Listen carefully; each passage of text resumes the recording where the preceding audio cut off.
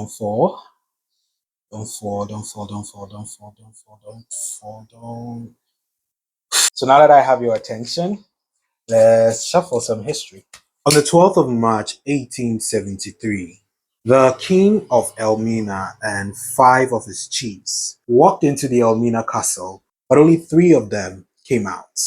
The man at the center of this picture, Kwabena Jan, is one of the few Fante leaders who resisted the secession of the independence of the locals of Gold Coast to the colonial government. What's admirable about Kwabena Jan's ascension to the throne of Elmina is that it put him in the middle of 2 superpowers, the Dutch and the British. It also cast him as a problem because he opposed the transfer of the Elmina castle from the Dutch to the British. Kwabena Jan knew that if the castle moved from the Dutch to the British, the Elmina people will continue to lose their autonomy to whichever colonial power held the castle. See, what's shady about all of this is Kwabena Jan had agreed with all his people that they were going to resist the British occupation of the Elmina castle.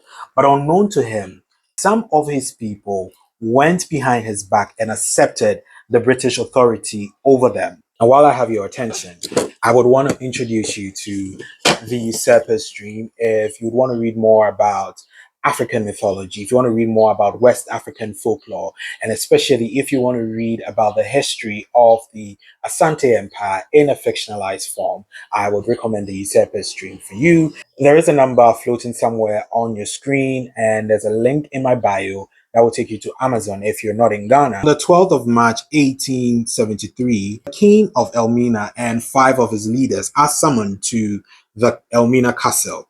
This meeting is under the pretext of the British coming to a consensus with the Elmina leaders to resolve this issue. But the joke is on Kwabena Jan, as the British have an ace up their sleeve. They are well aware of the friction between Kwabena Jan and his leaders, and they try to force them to take an oath of allegiance to the British. 3 of his chiefs acquiesced to this deal, but Kwabena Jan and 2 others refused this. Now, how the British deals with opposing forces during the colonial era is usually to exile them from the Gold Coast. Right after Kwabena Jan refuses to take this oath of allegiance, he and his 2 other chiefs are exiled to the Seychelles Island. So I have this book, The Usurper's Dream. It weaves the folklore and mythology of West Africa to tell the story of Osei Tutu and Okomfo and how these 2 created a kingdom that was able to resist British occupation for over 100 years. You can get copies on Amazon, but if you're in Ghana, there's a number floating somewhere on the screen that you can call.